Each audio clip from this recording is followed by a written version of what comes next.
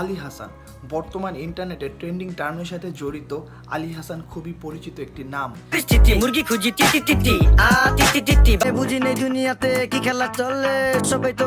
সম্প্রতি তিনি কোক স্টুডিওর সাথে একটি কোলাবোরেশন করেছেন এবং সর্বশেষ যেই বিষয়টি ইন্টারনেটে বেশি দেখা যাচ্ছে আর যে ক্লিপডে শোতে তিনি গান নিয়ে কিছু মন্তব্য করেছেন। তার বক্তব্য কিছুটা এরকম, তিনি তার গান থেকে যে অর্জিত ইনকামগুলো আছে সেটিকে হারামভাবে দেখেন, এই জন্য সে সেই টাকা দিয়ে কোনো খাদ্য গ্রহণ করে থাকেন না, সেটি দিয়ে সে 3 তালা বাড়ি করেছেন এবং সে অটোর ব্যবসা আছে তার, সেই টাকা সে হালাল ভাবেন এবং সেই টাকা দিয়ে সে খাদ্য বা বাকি যে কাজগুলো আছে সেগুলো করে থাকেন। এই বক্তব্যের পর অনেকেই খুশি হয়েছেন এটা ভেবে যে যেহেতু আলী হাসান সরাসরি এই গানটা যে হারাম সেই কথাটা বলেছেন এবং এই নিয়ে অনেকের ধর্মীয় অনুভূতি থেকে খুবই খুশি হয়েছেন যে হারামকে সে সরাসরি ওপেনলি হারাম বলেছেন।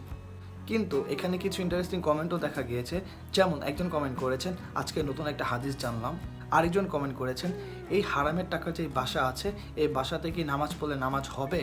সেটা রিপ্লাই কমেন্টে আবার দেখা গিয়েছে একজন লিখছে সে নামাজ পড়বে মসজিদে, তাহলে নামাজ কেন হবে না। তাছাড়া এই শিল্পের সাথে জড়িত অনেককে বলতে দেখা গিয়েছে যদি আলী হাসান মনে করে এই গানের ব্যাপারটি হারাম তাহলে কেন তিনি এই শিল্পের সাথে জড়িত আছেন এবং এই শিল্পের সাথে তার জড়িত হওয়া উচিত হয়নি, এবং তারা মনে করেন যদি খারাপ ভাষা গানের মধ্যে ইউজ না করা হয় তাহলে সেটি কেন হারাম হবে। এখন হারাম হালাল ব্যাপারটা ভিন্ন টপিক, এটিকে সাইড করে যদি এই ব্যাপারে একটি প্রশ্ন করা হয়, এই যে হারামের টাকার যে বাসার কথা বলা হচ্ছে সে হারাম মনে করে তাই 3 তালা বাড়ি করছে, এখন এই বাসার মধ্যে সে নামাজ পড়লো না, নামাজ মসজিদে পড়লো, ফাইন, তাহলে এই বাসার মধ্যে যখন এই যে হালাল টাকা যে খাদ্যগুলো কিনে হারাম বাসার মধ্যে খাওয়া হবে তখন সেই খাদ্যগুলো হালাল হবে নাকি হারাম হবে।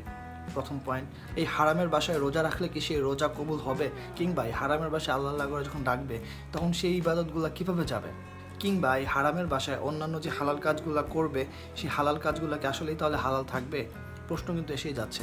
তবে এক্ষেত্রে একটি জিনিস খুবই সুন্দরভাবে পরিলক্ষিত হয়েছে, মানুষ সামাজিক জীব এবং সমাজের প্রতিটা মানুষ নিজস্ব পার্সপেক্টিভ থেকে প্রতিটা জিনিস দেখার চেষ্টা করে থাকে।